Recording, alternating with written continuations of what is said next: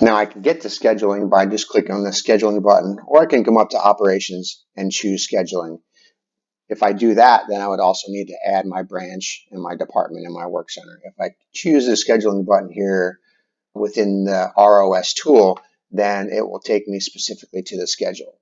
So as you can see, I don't have any information scheduled for this particular workstation, which is all configurable within Cloud Analytics. Wednesday, Thursday, Friday, which is also configurable because different facilities have different schedules or firm schedules. So you may want to look at a 2-day or 1-day or an 8-hour or a 5-day schedule. That's all configurable within Cloud Analytics very easily. And you don't need a programmer to do that. You can do that within the settings. I can click on the show orders and you can see the same view I saw in ROS, which is released and unreleased. There's an order count that's on here. The only orders that I'm allowed to schedule actually to a workstation are work orders that are in release status.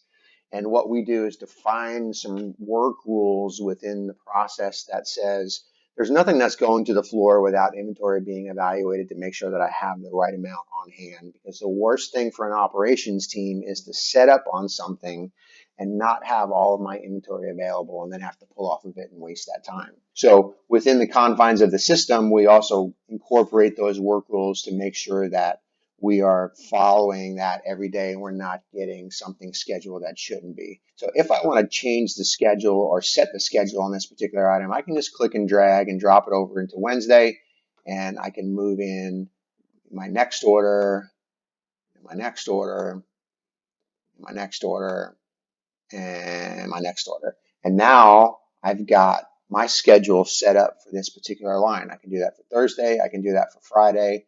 Let's say that you have some functionality where you want to break this between a couple of work centers, and I can have multiple workstations, same work center, multiple workstations.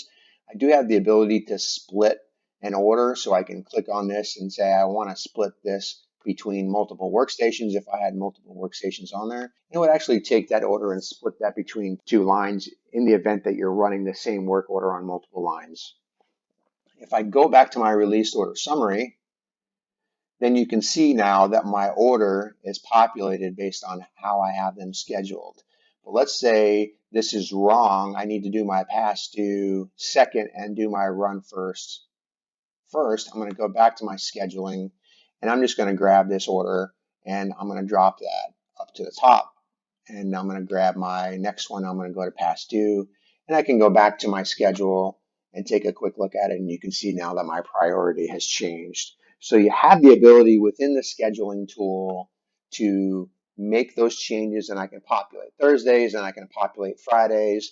And just because we didn't finish an order today, what happens is this last order that may have not get finished today will roll over into Thursday's schedule and be put at top of the priority list and reorganize everything underneath it to make sure that I'm running things in priority order. The good thing about this is we can assign specific logins that will go directly to this particular workstation, so I can view this schedule on a workpad and you can see all of that information that is available for the workstation itself.